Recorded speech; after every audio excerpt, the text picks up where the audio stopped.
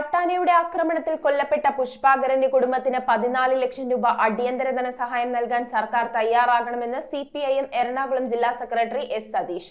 ഇത്തരം സാഹചര്യങ്ങളിൽ മുൻ സർക്കാർ നടത്തിയ അടിയന്തര ഇടപെടലുകൾ മാതൃകയാക്കി പുതിയ സർക്കാർ കാണിക്കുന്ന മെല്ലെപ്പോക്ക് അവസാനിപ്പിക്കണമെന്നും അദ്ദേഹം കൂട്ടിച്ചേർത്തു. കാട്ടാന ആക്രമണത്തിൽ കൊല്ലപ്പെട്ട പൊങ്ങൻചുവട് ഉന്നതിയിലെ പുഷ്പാകരന്റെ വസതിയിൽ സന്ദർശനം നടത്തിയ ശേഷമാണ് CPIM എറണാകുളം ജില്ലാ സെക്രട്ടറി എസ് സതീഷ് ഇത്തരമൊരു പരാമർശം നടത്തിയത്. വനം വകുപ്പിന്റെ 10 ലക്ഷവും ദുരന്ത നിവാരണ ഫണ്ടിൽ നിന്ന് 4 ലക്ഷവും ചേർത്ത് 14 ലക്ഷം രൂപ അടിയന്തരമായി നൽകണമെന്ന് ഇദ്ദേഹം ആവശ്യപ്പെട്ടു. ഇടതുപക്ഷ സർക്കാരിന്റെ കാലയളവിൽ കാട്ടാനയുടെ ആക്രമണത്തിൽ കൊല്ലപ്പെട്ട മൃതദേഹം സംസ്കരിക്കുന്നതിന് മുൻപ് തന്നെ നഷ്ടപരിഹാര തുക കുടുംബത്തിന് നൽകിയിരുന്നതായും അദ്ദേഹം പറഞ്ഞു. പുതിയ സർക്കാർ താൽക്കാലിക ജീവനക്കാരനായ പുഷ്പാകരന്റെ കുടുംബത്തിന് സർക്കാർ ജോലി ഉറപ്പുവരുത്തണമെന്നും CPIM ജില്ലാ സെക്രട്ടറി എസ് സതീഷ് വ്യക്തമാക്കി. പ്രാദേശിക CPIM നേതാക്കളോടൊപ്പമായിരുന്നു ജില്ലാ സെക്രട്ടറിയുടെ സന്ദർശനം. 14 ലക്ഷം രൂപ ഈ കുടുംബത്തിന് ധനസഹായം നിലവിലുള്ള നിയമത്തിന് അടിസ്ഥാനപ്പെടുത്തി തന്നെ പുറക്കാൻ കഴിയുന്നതാണ്.